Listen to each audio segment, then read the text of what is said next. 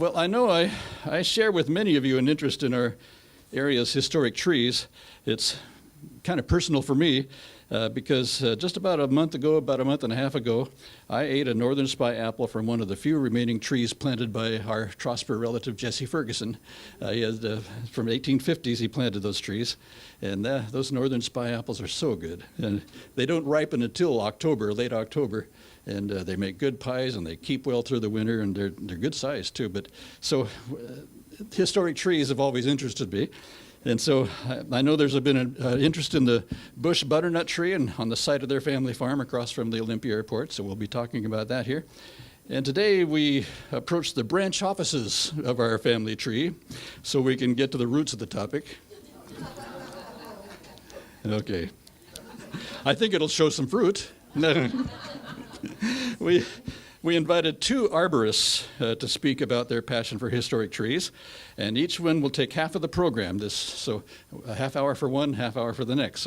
But we're pressuring them because they kept more than a half hour worth of stuff to talk about. Michael Dolan owns Burnt Ridge Nursery and Orchards in Lewis County. A real tree enthusiast. Michael has a BA from the Evergreen State College also, with a focus on edible woody plants, which includes nut trees then. He sells items from the nursery at the Olympia Farmers Market on weekends between April and December. And today we'll highlight some native and historic oaks and walnuts and chestnuts, and we'll even touch on the fruit of the monkey puzzle tree. Did you know they have fruits? That's right. So let's welcome Michael Dolan. I'm going to take my laptop over here because he doesn't want to talk and punch buttons at the same time. But Michael, come on up. Thank you.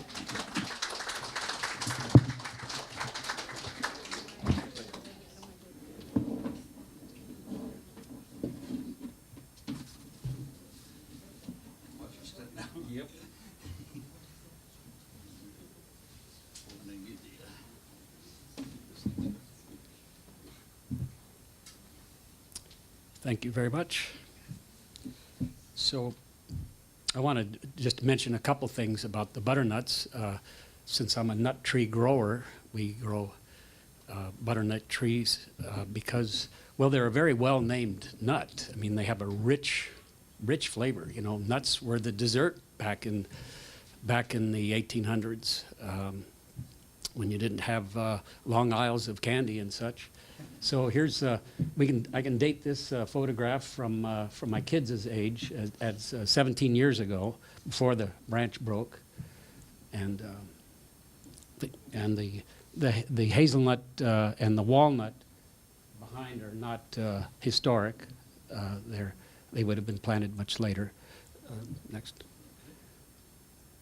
And so this shows the butternut in developing in the husks, the green husks on the photograph on the left, and the nuts, which we're passing around right now, just to give you some idea of the scale, the size. So butternuts were one of the most widely adapted members of the walnut family, because they're found in the southern states. In fact, Confederate soldiers were called butternuts because the husks were used to dye their uniforms and such. And yet the species also goes up into Quebec and Ontario and Canada, so it's the hardiest member of the walnut family. And but I'm sure George Bush appreciated it for its great flavor. And next. So the pioneers, when they came out here, they left a country, the eastern hardwood forest, that was rich with nut trees, many different species of oaks, about 15 different species of oaks native to the eastern hardwood forest, 12 species of hickory, including pecans, 2 species of hazelnuts, just a wealth of different fruits as well. I mean, the people back east at that time had all of the fruits that had been developed in Europe and Asia over thousands of years accessible to them, and people like George Bush and others brought those trees out in the wagon train across the Oregon Trail. A great feat. And and in part they went to the trouble to do so because there wasn't that much out here in terms of diversity, in terms of edible nuts and fruit trees. What we had out here were primarily in nut trees were 3 species. So we have now in California, you go to California and you find there was a dense population of native peoples in the valleys of California because of the wealth of diversity in the forest that was edible. California boasts over a dozen species of oaks, 2 species of black walnut, 4 species of pine nuts, hazelnuts, 2 species of chinkapins. And so there was this tremendous source of protein and carbohydrates from trees. And that sustained a very large native population when the Spaniards came into the Californias.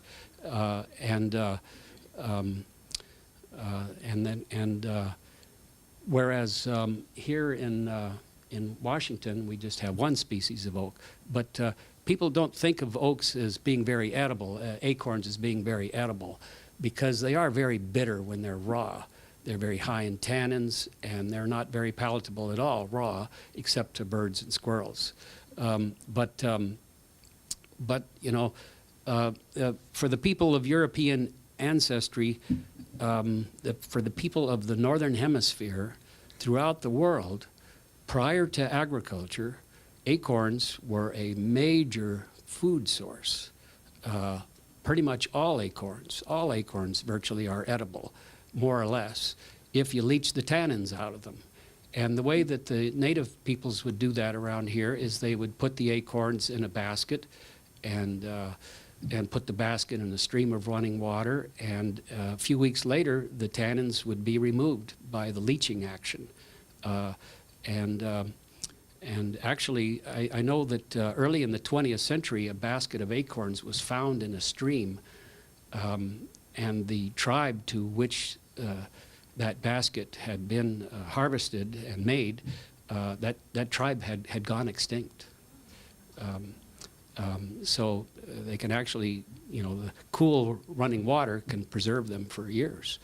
But this was prior to the domestication of cereal grains and agriculture.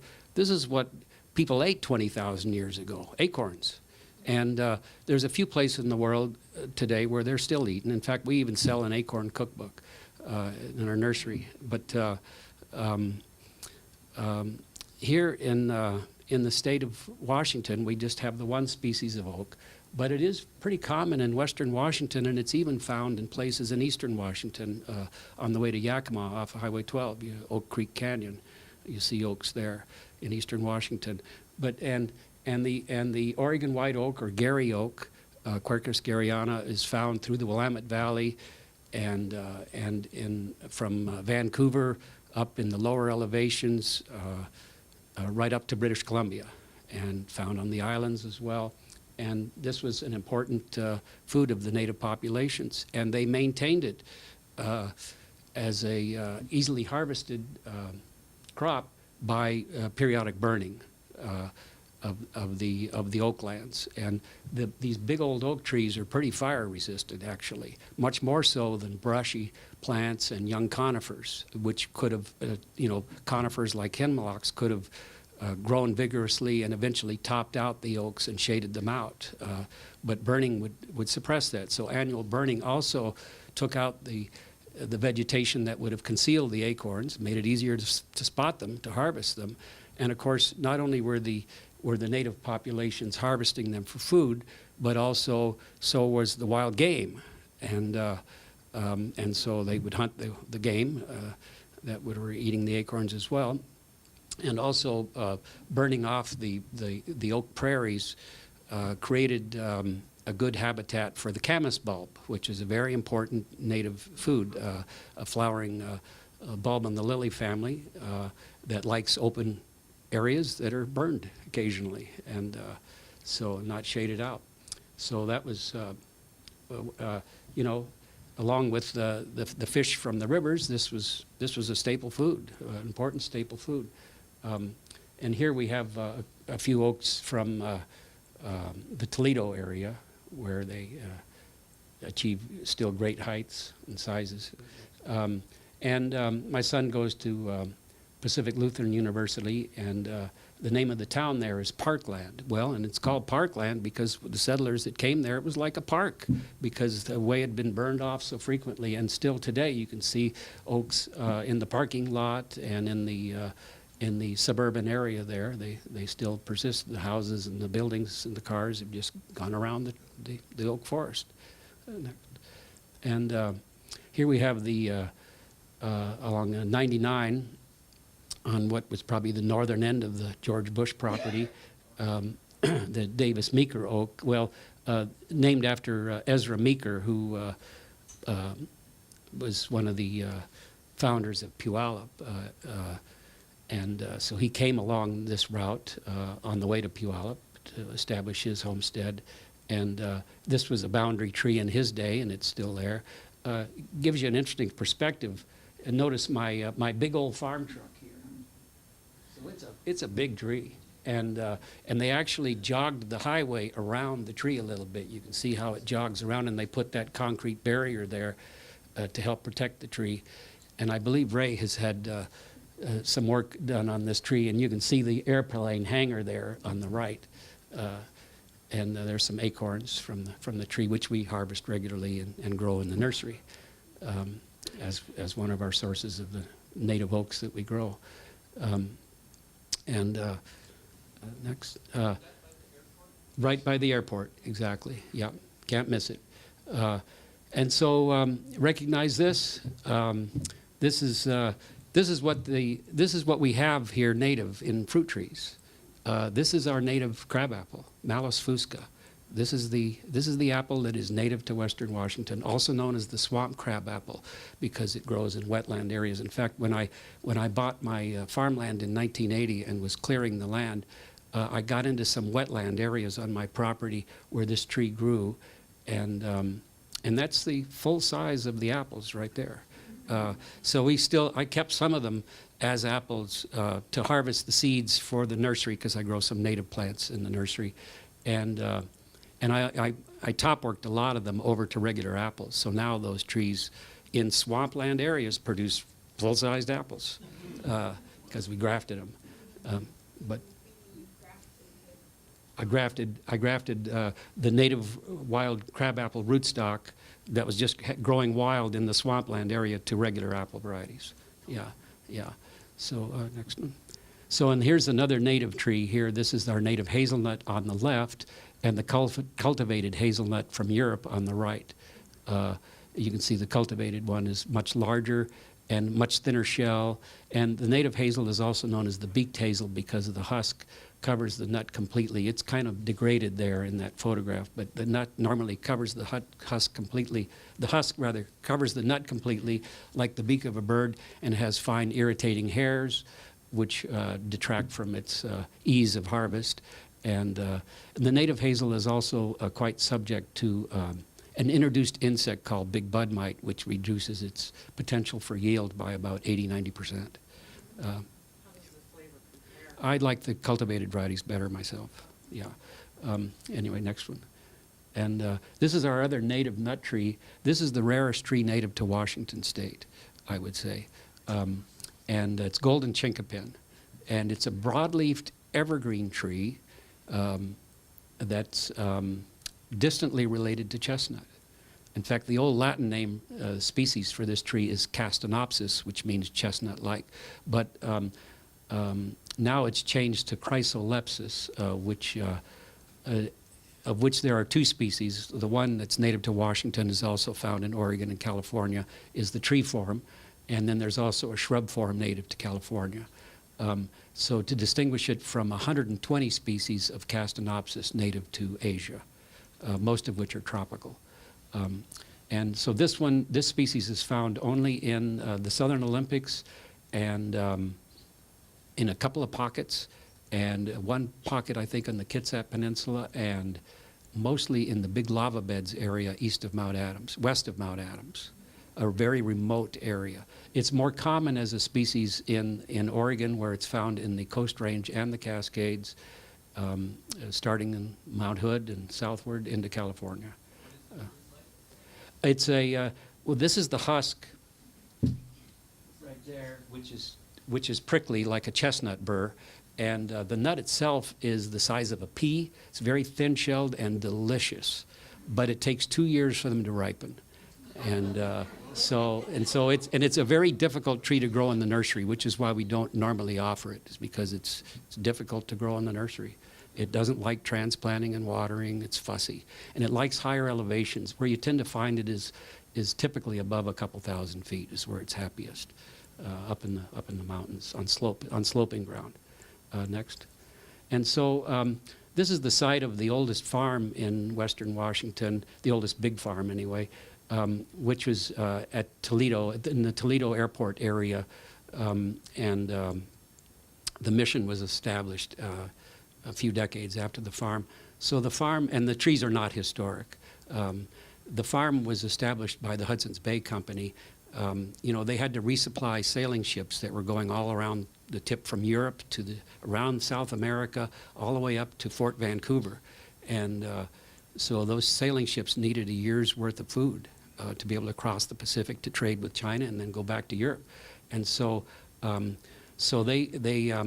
oak parkland area that had been Toledo was easy to clear and fertile, flat ground.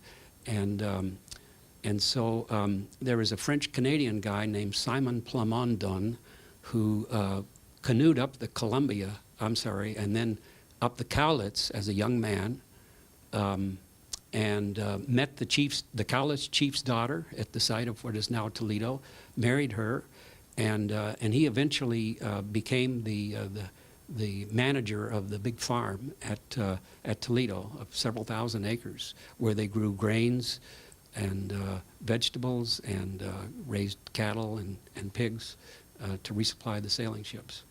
Next one. The first real start with orcharding, aside from George Bush's bush butternut and whatever fruit trees he brought with him. Now there are fruit trees on the George Bush farm, apple trees.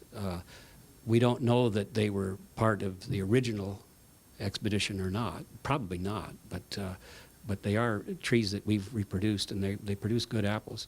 But the first serious nursery introduction of fruit trees occurred starting from Iowa in 1847 with the Henderson-Llewellyn family. They had a nursery in Iowa. In fact, they had a nursery in Indiana, which they then moved to Iowa from the 1830s. They moved to Iowa, and then they got restless after 10 years in Iowa and decided to come out west. And so they brought 4 wagons with them, a big wagon. The biggest wagon was pulled by 4 oxen and was filled with 700 grafted fruit trees. And with the idea of starting a nursery. And so they made it to Oregon City, and which is a suburb of Portland, and that's where they started. They made their claim and started their nursery. And they got into it big in a hurry. And Henderson-Llewellyn lost one of the tags on one of his cherry trees, and it turns out it was a Napoleon cherry from France that he had, but he'd lost the tag, so he didn't know what it was, so he renamed it Royal Anne, and he renamed it Royal Anne. This is a Royal Anne cherry, and there's still a beautiful Royal Anne cherry not too far from here at the base of the west side, just at the end of Capitol Lake. There's one in front of a Victorian mansion that goes back to the early 20th century anyway, a nice old tree. It's struggling, but it's still hanging in there and still producing.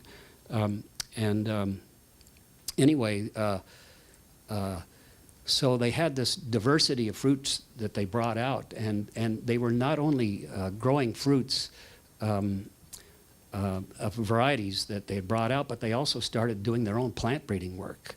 And later Henderson got wanderlust, and he started another nursery in Oakland, California. Meanwhile, Seth Llewellyn continued the nursery and continued doing plant breeding work with cherries and other fruits. And they were very successful. So they came out in 1847. By 1851, they were selling apples from their tree, from their orchard trees, at $1.50 a pound. In the day, when probably $1 a day would have been a good wage. And 2 or 3 years later, they were shipping apples to San Francisco and getting $2 a pound in San Francisco in the 1850s. Anyway, Seth Llewellyn started this breeding program, and they found a cherry that was just growing as a seedling and named it Black Republican. Well, these Llewellyns, they were Quakers and they were abolitionists, and so that name had political meaning. The Republican Party was kind of different than it is today, and it was the party of Lincoln and of abolitionists. And at any rate, this Black Republican cherry featured on the top there, and they crossed that with the Royal Anne cherry, and one of the resulting crosses became what is known as the Bing cherry, and Bing was named after the Chinese foreman in the nursery. I mean, these people were growing tens of thousands of fruit trees a year. Bing, a Chinese man, the Bing cherry was named after the foreman of the nursery, and later Bing. There was crossed with Van cherry. This was in the 20th century now. Next one. And that gives us the Rainier cherry. So that's the lineage of those. But so they were really big in the nursery business. And, next one. David Chambers Prairie, Chambers Lake from Lacey. He actually rode his horse down in 1853, all the way down from Lacey to Vancouver, to get, I think, 29 fruit trees. And one of the fruit trees that he planted is still there, a cherry tree, actually. It's across from the chalet. And the Panorama City is a retirement community in Lacey, and they've published this excellent arboretum guide to the trees on their campus. And that if you pick up one of their guides there, it shows you where that tree is located, as well as other really cool trees. Next. And then there's Jesse Ferguson, who was part of the Bush Party, and he on his land, which is now part of Walmart and Albertsons, I think, and the Mills and Mills Cemetery. And these two trees are American chestnuts, and on what had been Jesse Ferguson's land. Now, Jesse was a teenager, I think, when he left Missouri, and he was when he was 22, I think, when they made the donation land claim to get this property. And he was a single man at the time when he came west, and so he didn't have his own outfit, so I don't think he could have possibly brought these chestnut trees. He must have got them from George Bush or from someone else later on or something, but at any rate, they are planted on his farm, and they are now, there's a mausoleum between the two trees. It's on the Mills and Mills Cemetery property now, just across from Walmart in Tumwater. That was his farm.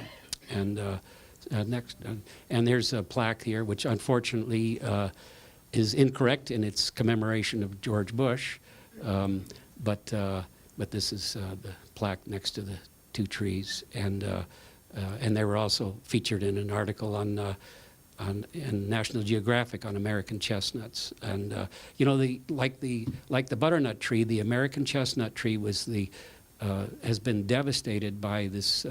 By a fungus. In the case of the butternut, it's butternut canker, which is not found out west, but it is found throughout the range of butternuts. In the case of American chestnuts, is chestnut blight, a fungus disease which wiped them out back east. So, 100 years ago, American chestnuts were still the dominant hardwood in the eastern hardwood forest from the southern states up into southern Maine. And now they're virtually extinct in their native range, except as stump sprouts. But they survive here in the West because of our quarantine against bringing in chestnut material from back east. Thank you, and because we also have dry summers. And the chestnut blight fungus, I think, likes a hot, humid summer like it found in Asia, where this fungus is native, and they have hot, humid summers back east, but not so much out west here. So we have. There's a better picture of the two giant trees that shows you just how massive they are. Unfortunately, they're not very good nut producers. Of course, it doesn't help that there's many families of squirrels that live in these trees. But American chestnuts are pretty tiny nuts, but they are very sweet. Yeah, they built a road, a circled road right around the two giant trees. And here's some other historic chestnut trees. These are the Witten trees in East Olympia, so about 12 miles from the bush, from the Ferguson American chestnuts are these Witten chestnuts, and they're kind of easy to find on a map because they're up the road on Chestnut Hill Drive. So the road is named after these trees, and they were brought out west by the Witten family in a covered wagon, and so this tree is, this photograph is, 17 years old or so, and it shows you the massive size of one of them. There's 3 big trees there, and they're now part of a public well that's underneath the trees there that serves a whole area, so it's recently been fenced off. But it used to be the nearby neighbors would harvest the nuts and sell them locally to Asian stores, where they're very popular. Next. And here's some more legacy trees. This is actually one tree here that's up on what I think it's 4th Street, going up towards Ralph's Thriftway from downtown. The Gunstone chestnut tree, which is in a very visible place. It's a big arterial street here, and every year the Gunstones would cover these bushes with netting so that the nuts wouldn't fall into the bushes to keep people out. But since it's in a very public place, you can see the husks and the nuts starting to fall there, that people will be out and harvesting the nuts from this tree in the middle of the night in a windstorm in October, because they're that highly appreciated. Now, here I included a picture of a horse chestnut, because the tree right there is up the street is a horse chestnut. And so we want to make the distinction between sweet chestnuts and horse chestnuts, which are not botanically related at all. They both have shiny brown nuts. That's the only thing they have in common. And they both have kind of spiky husks. The horse chestnut has a few spines, and the sweet chestnuts on the right there, they have a lot of spines, like a porcupine. And also the horse chestnuts have a compound leaf. So 7 leaflets that are kind of club-shaped from a single leaf stem. And sweet chestnuts always just have single leaves that are more pointy. And horse chestnuts bloom in the spring with colorful flowers in the spring, and sweet chestnuts bloom in the summer. They bloom in July around here, which is one reason why they always produce a great crop, because they bloom in the summer. And so they're very dependable crops. And some more historic chestnuts in the area. The tree on the left is I named it the prolific chestnut, because the tree, in the 15 years I tracked it, it's in Centralia, Washington, or was in Centralia, Washington. It's since been removed, unfortunately. But that tree never produced less than 400 pounds. And one year it produced 1,200 pounds.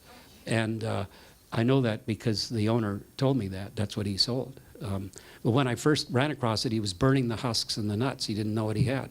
And I gave him my handout, which when I sell chestnuts at the farmer's market, we give out a free handout which says, this is what you do with chestnuts. This is how you store them.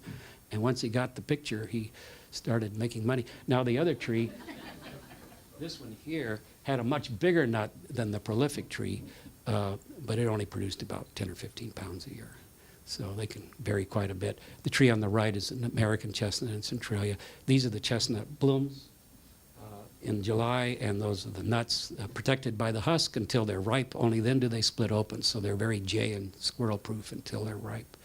And so one thing we've noticed about chestnuts is that they like it so much here that they've naturalized in Western Washington. There are extensive chestnut forests now in Western Washington, spreading from original homestead trees in a number of locations.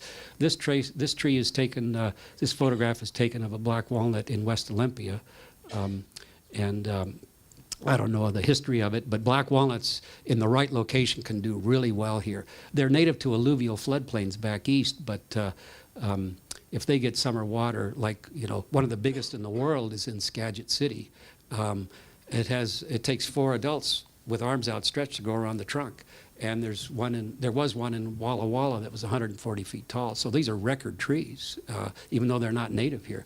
The tree on the right there is one that I planted. I got my start from that one from Purdue University, where they had selected them for timber quality. And that tree was growing 6 feet a year outside my pond.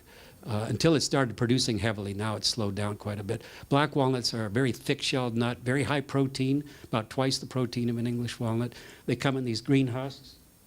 And then when you remove the husk, then you get the rugged shells there. Next. And so then there's Persian walnuts. A lot of time, like the photograph on the left there is upward, is a lot of times you'll find these trees on homesteads where the houses are gone. Only the trees survive. Houses are long gone, like in that case. But this is the Persian or English walnut. English walnut is kind of a misnomer because they're not really from England. They're from Persia, Iran, is where they're native to. It was the Greeks that spread them into the Mediterranean, and after Alexander, and walnut probably comes from a corruption of gallnut, because the Greeks brought them to France when they established a colony in Marseille, but they only call them English walnuts in North America to distinguish them from the native black walnut, because they originally came into this country on English ships. They're not even grown in England extensively. So, and then here's the monkey puzzle tree. Now I wanted to finish with this because the monkey puzzle, well, for one thing, there used to be a great monkey puzzle tree right outside this building. It's a great big tree, beautiful trunk, and I'm not sure what happened to it, but it got diseased, I guess, and taken out. Might have been from summer watering, might have been from too much water, because they don't like that. The monkey puzzle trees that I grow them at the top of my hill. I haven't watered them in 30 years. So they like the drought. They're native to Chile and Argentina, in the foothills of the Andes, and there's some beautiful specimens in Olympia, and the trees are either male or female, so you have to have both to get the nuts. But the nuts are very highly prized by the Mapuche and the Araucana peoples native to Chile and Argentina, for whom the nut is a staple food. And next, so you can see here the cones developing in the female trees. Each cone consists of several hundred nuts. You can see the nuts at the base there. The trees have a rugged bark as they get older, and as they get older, they lose the prickles that are more common on the young nuts. But the nuts themselves are thin-shelled, and they're delicious. They're an excellent carbohydrate nut, kind of nutritionally like a chestnut, but they're much older species than chestnut. These trees develop their sharp leaves.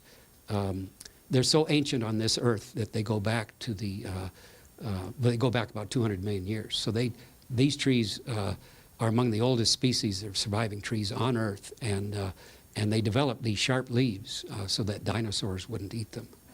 So seriously. So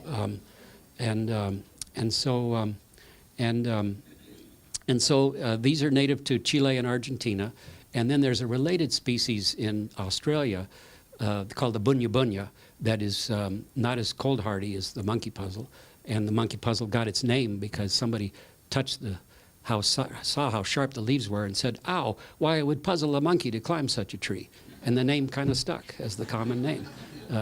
Has no other association with monkeys, but at any rate, now it's interesting. So the bunya bunya, Australia, and the monkey puzzle, native to Chile, are the two species that are harvested for food.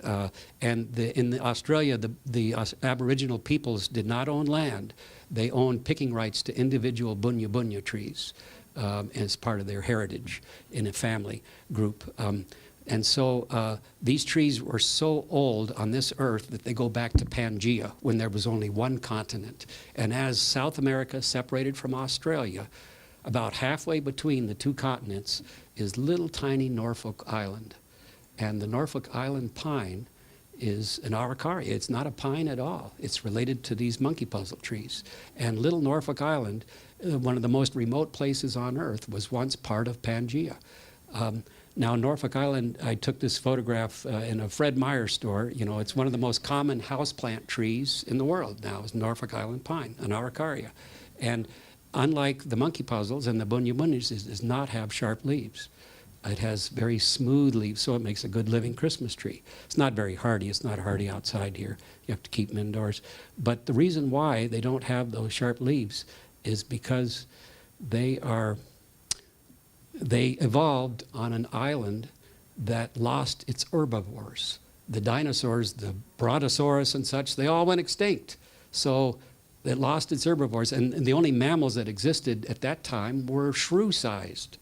And so there are no herbivores on Norfolk Island to eat them, so they no longer needed those prickly leaves. And that's my story, and I'm sticking to it. So if anybody has any questions, I don't know what kind of time we have, but I'm always down at the farmer's market until Christmas, and then back in April. If anyone's interested in emailing, here's our catalog or plants, and I've also got the Arboretum guide there. Yes? Can you tell us why there are so many large monkey puzzle trees all up and down the West Coast? Yes, there was a sea captain who, early in the 20th century, I guess took some kind of cargo down to South America from the Pacific Northwest. I don't know what it was, but he was down there and he wanted to return home to the Pacific Northwest, and so he brought a cargo of monkey puzzle trees. This was probably around the first decade of the 20th century.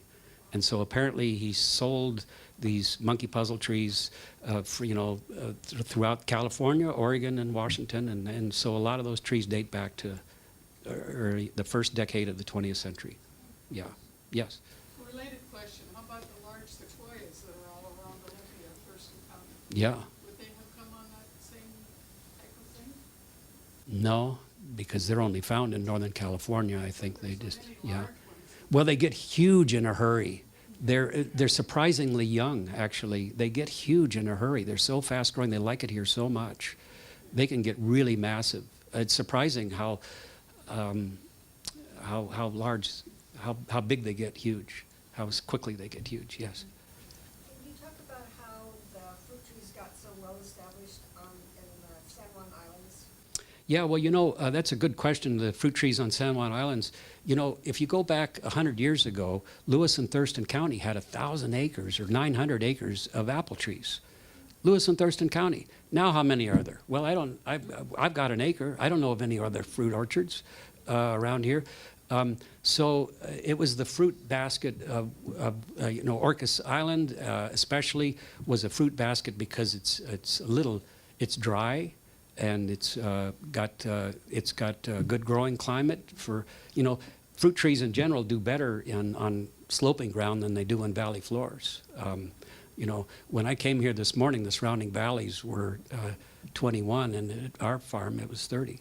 So, hillsides, the warm air rises, and it's a better site for orcharding. So Orcas Island was a natural place for orcharding. What happened was that to the orchards in western Washington is eastern Washington. The Columbia Dam irrigation project opened up the deserts, and it's easier to grow fruit trees cheaper in eastern Washington because especially earlier in the 20th century, earlier in the 20th century, they didn't have the disease-resistant varieties that are available now. So it helped to be in a drier climate where you have less issues of scab and mildew and such than you would have in a wetter climate. Yes. Did the pioneers bring seeds as well as cuttings? And if they had cuttings, they Yeah. have to water those things? Right. Well, interestingly, I forgot to mention, but the oldest apple tree in the state was brought out by seed, and it was the gift from a young woman to a young man who was a voyager with the Hudson's Bay Company. And so he, in around 1830, he was given some apple seeds by this young woman, stuck them in his pocket. He later sailed across the Atlantic, or that day or next day, sailed across the Atlantic to Canada, where they went up the St. Lawrence, and then they crossed the Great Lakes, and as far west as they could get, and then they went overland until they got to the upper reaches of the Columbia River. And then they took canoes down the Columbia River to Fort Vancouver. And then he planted those seeds at Fort Vancouver, and one of those trees is still there in Old Apple Tree Park, about a mile south. So the apple orchard that you see at Fort Vancouver is not historic. Those probably are 30, 50 years old. But if you go about a mile south, I think there's some kind of a bridge across the freeway. Between the freeway and the railroad tracks is a park consisting of one tree, of the surviving apple tree from that trip, brought out as seed. And certainly the American chestnuts couldn't have been brought out as seed that Jesse Ferguson planted, because chestnuts, they need to be planted right away. They lose their viability if they dry out. So, yes. One interesting little side note about chestnuts. 3 chestnuts and a piece of chestnut wood was found at Ronson Meadow. That hiking site. Oh, wow. What? That is incredible. Butternut, sorry. I should- Butternuts. Okay, butternuts. Yeah, okay. Yeah, that's the Viking settlement. Yeah. Yeah. Yeah, 1,000-year-old Viking settlement. Ray Gleason. So, thank you. Ray is from Cascade Tree Experts, LLC, here in Thurston County. He grew up in the Randall area, I believe it was, and went to White Pass High School. But he is an arborist and forest scientist with a BA from Evergreen State College. He's worked a lot with the famous bush butternut tree and successfully transplanted a seedling from it at the state capitol grounds, and successfully did that. So he'll share about that, plus information about other historic trees, but mainly focusing on the bush butternut tree, I think. We'll see how we question and answer. We'll see how much time he has for that, because I'm sure he'll get a lot of other questions too. But we have a time limit, so we're going to go ahead and have a warm Schmidt House welcome first for Ray Gleason. So, thank you. The butternut managing a threatened tree, and this tree was actually transplanted before they were infected in their native home range. Somewhat inspired me to want to help maintaining it as a specimen. Also, its cultural significance. I guess I wanted to start it as that. Also, at scientific level, the butternut's genetics, trying to preserve its genetic heritage, this tree has a whole lot more than most. The more I learned about this tree, I learned about a man named George Bush. So here we're in 1850, the census, and we're looking at George Bush. Here's 1851, again, the census. However, note that there is no W nor Washington in this. This is a federal document from 1855, from when George and his wife were allowed to legally own the land that was the Bush property. His original planting, as he moved out here in 1845 from Missouri. This is a transplant that I'm in the process of moving to Centralia. But nonetheless, this is trying to extend the heritage of this tree. So that tree currently grows near the Borst Homestead at Fort Borst Park. It's surrounded by granite. That is the original specimen. It was topped in 1954 for the clearance of airplanes, because it's planted so close to the Olympia Airport. It does have a fair amount of decay, a significant amount of decay going on, but it is physiologically still alive and doing pretty well. And again, it's a very unique specimen, both socially and, we'll say, scientifically, because it is brought out and maybe genetically unique, and they don't really exist because of diseases in their in the Appalachians where they're originally from. They've already died there. This is the original transplant that I did to the Washington State Capitol. This one grows near the GA building, or what was the GA building. They've, I guess, emptied that building at this point. Currently, it's doing very well, and it's probably 2.5 to 3 times that diameter. That was moved in 2010, and it's producing fruit. I think it's produced fruit 2 or 3 years now. This stone memorial stands outside of the Bush Middle School in Tumwater, and is, as I would perceive, about the most accurate memorial that I've yet to see. It was put together showing everything from his youngest years through his traveling across the United States, or all the territories, and his settling and his life. It really doesn't go making claims that can't be substantiated. And the nice thing is it's at a school where they're teaching it to a younger generation.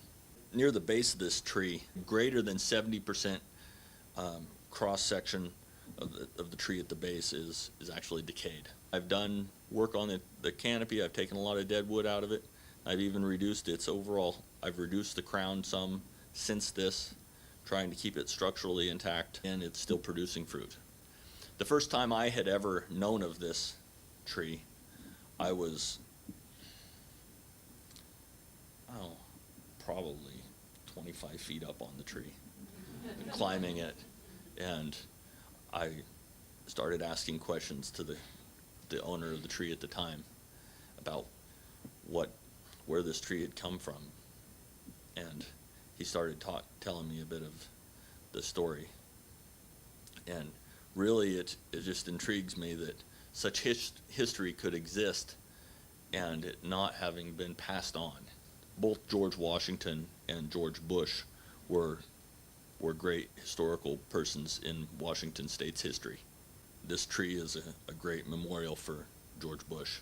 And looking at him as a person who dealt with racism, and he survived it, and it had to have been a very challenging thing. I'm just impressed to have the opportunity to work on a tree that he planted, and to help to try to bring out as much knowledge as I can, to introduce as many people to know that he survived and did survive, and hopefully people can learn more and pass on more of his existence. Does anybody have questions? And be close to the mic. Yes, go ahead, sir. Are there clones or saplings that are propagated from this tree that are available? Yes, Michael Dolan. Michael Dolan has a nursery, and he actually produces saplings. Produced a good crop this year. How long before they start to produce? Depends on the site, 5 to 10 years. Go ahead, sir. Yeah, on that tree that when it was topped for the airplanes, what's been your success in slowing the problems down, and how have you done it? I mean, the decay problems on the cuts. Regarding the topping and slowing the decay problems down, there's really no way of slowing the decay problems down. The process that I've done is reducing the leverage points, and at this point keeping the tree from tearing itself apart. Does it pay to slope those cuts and bleed them, or put slant cuts on them so they drain, or does that pay off? No, No. Okay. no, trees will compartmentalize. That's their only goal. All right, thank you. Go ahead. Yes, what is a butternut? Is it a a fruit or is it edible? Like, why did he bring it over from Alabama? A butternut itself is Juglans cinerea. So it's in the walnut family. It's the largest fruiting walnut. A white walnut is what they would call it in the Appalachians. Some would like it because of its large flesh. Others would like it because of the potential for using the outer flesh outside of the shell for the husk would be used for dye or for leather tan. I've also heard of it used for leather tanning. Go ahead. What is the causal organism of the disease that's taking the tree?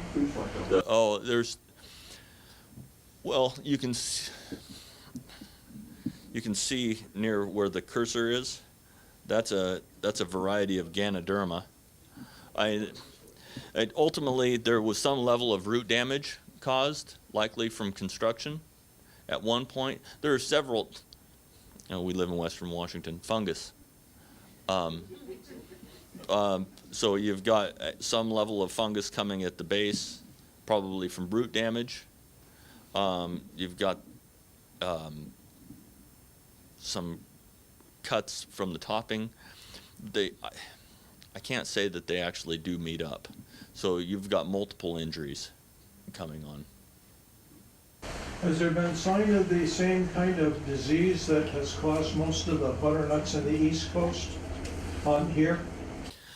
I would say no, because it would have died, or this tree would have declined more rapidly. I hated to see those go when I was young. How long do you estimate that it'll live? 10 years? No. If it wasn't diseased, how long would it have lived? Actually, it's already lived a lot longer than they generally do. Go ahead. The tree on the Capitol campus that you planted, I noticed that it's planted like in like a rise, like a hump up. Is there a reason why that was planted? Yeah, I brought in the soil because the Capitol campus is a clay, and it gets extremely moist. And part of the reason that this tree, the original tree, is still alive is because of it's so well drained. And fungus does such a great job of killing trees, or not whether it kills the trees or decay, to be able to allow for the drainage, basically, is why I created that rise. Go ahead. What date did this main trunk fall? Oh, what year was that? I don't have that documented here. Was it 4 years ago? Yeah. What happened to the wood? The most of it is laying on the ground. So, yeah, I left. Well, this is a piece that I turned. So whenever I prune the tree, I end up turning the wood out of it. But I ended up leaving a whole bunch of it on the ground. A portion of it that is going upright, that is actually made into a bed for the current homeowners, and some other furniture. The portion that goes downward, that is still laying where it is. And the reason I wanted it left there is because I wanted the root zone protected. I wanted people to quit mowing.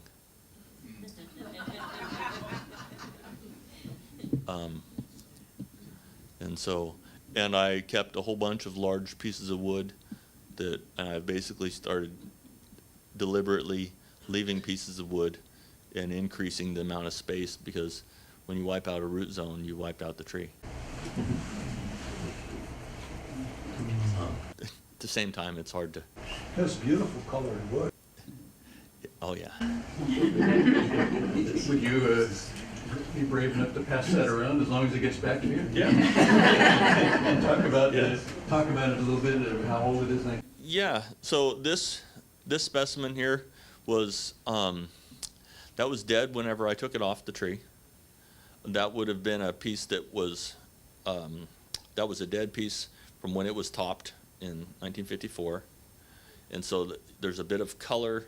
The lightest, most piece was on the upper side, would have been exposed to the light and scalded.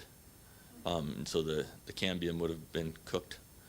And it began to decay quickest. But it, and then in the very center, you can actually even see through, there's even some decay points through the whole specimen. But I really enjoyed the tree. I guess the whole concept of being able to, I guess the term is dendrochronology, and looking at time via growth rings. Wonderfully too, just like black walnut. I'm sorry, go ahead, sir. So do you fertilize or water that tree typically? I don't. I do talk to the homeowners during the summertime. I ask them to keep it watered to the point that the grass will remain green around it. So that, because it is a well-drained soil there on that site, and as long as the grass is green, that keeps the tree from being too stressed, I guess the term would be. But go ahead, ma'am. So in regards to George Bush, just to cover him a little more, the picture that they have of him is not him. They're still searching to try to find a real picture of him and Isabella. So I've been working with the specialists at the historical library, where they're doing well, she works with, I guess, whatever school, Evergreen, I think it is, that's cultivating, I'm not cultivating, but doing excavating from the land at Bush Prairie Farm, trying to get artifacts on their family. And so I think it's important, like you said, for people to learn the true history of him and his family, and how he passed that on to his son, and how William Bush, his son, helped create the legislation to establish Washington State University. So you have all these cougars here that don't even know how far the Bush family goes into Washington State. And I've only been living here in Tumwater for a little over a year, and I can probably quote just as much as you, if not more, about this family. And so I do think that is important in everything you're reiterating, and my passion is driven for them. So I have 2 events that I'm hosting at the state capitol to teach specifically about this family in February. Good. Yeah, because they are an amazing family, and Isabella was just as amazing. And they don't talk about her enough either. She was an amazing baker. There was so much about her that was spectacular, and nobody knows her. And I was shocked. I was shocked as a person newly moving to the community, how little people know about them and their friends, and just the whole story is amazing. Thank you. No, great. Do you know if there's any plans for a marker at the tree at the Capitol? There was concern. I don't. There was concern of people, vandals. Whenever I donated that tree to be put there, we talked about it some. There was concern of vandals.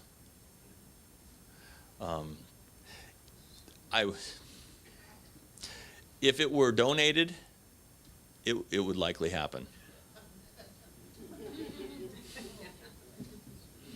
Go ahead.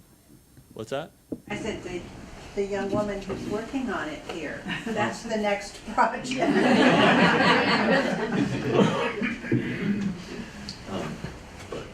Yeah, well, thank you so much.